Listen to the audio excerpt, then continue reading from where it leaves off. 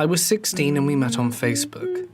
He went to a school nearby, and we decided to meet up for a movie. We had a great time together and ended up dating. First time he came to my parents' house, he had an ankle monitor on for house arrest, and wouldn't tell anyone why. Red flag number 1.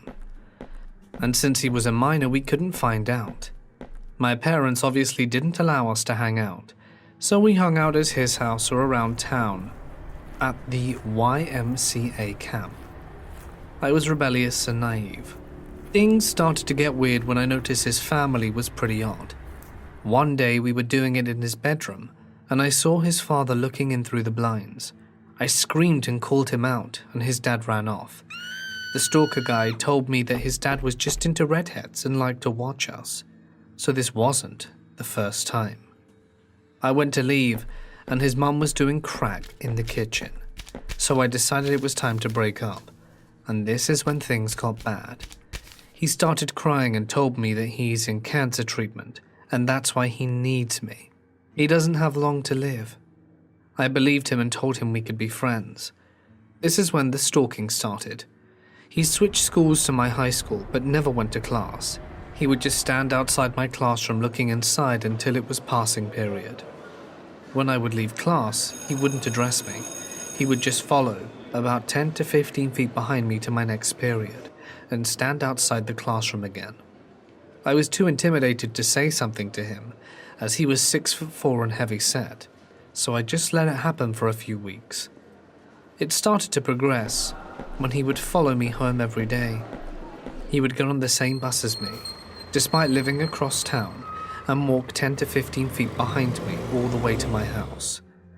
He would stand outside, just staring up at the window, until around the time my parents got home, and then he would just leave. Finally, I told him to piss off and leave me alone. I told him we could no longer be friends or acquaintances or anything, and to forget about me.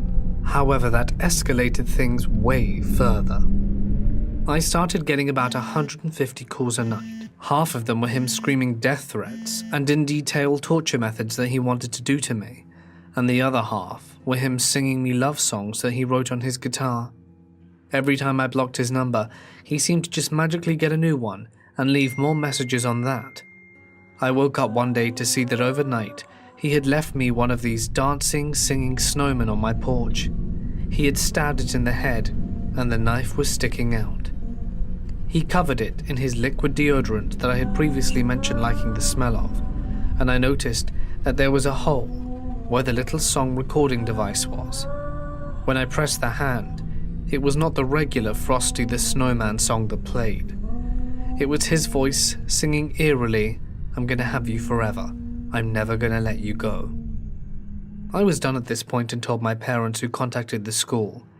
They suspended him, but he still waited at my bus stop every day and walked to my home with me. One day he ran at me, like he was gonna tackle me. When I tensed up for the impact, he stopped and hugged me. It wasn't a regular hug, it was like he was trying to crush me. I was 5'1" and about 90 pounds at the time, and he ended up cracking one of my ribs. I cried and he started crying too before running off, and he left me a voicemail apologizing in song. This one night is the night I'll never forget, and it's the reason why we got a restraining order and my dad got a gun. I woke up one evening for no reason. I was just fully awake. I got up to go to my kitchen to get a glass of water and relax, and in the reflection on my fridge I saw movement in the backyard. I couldn't see well because it was so dark outside and so light inside, so I went to the back sliding glass door to get a better look. When I got closer, I was met with the silhouette of a 6'4" man standing just outside the door. The stalker guy was standing in my backyard under my room at 3 a.m. He was just staring at me. I yelled at my parents and got them up, but of course he was gone by the time my dad got outside.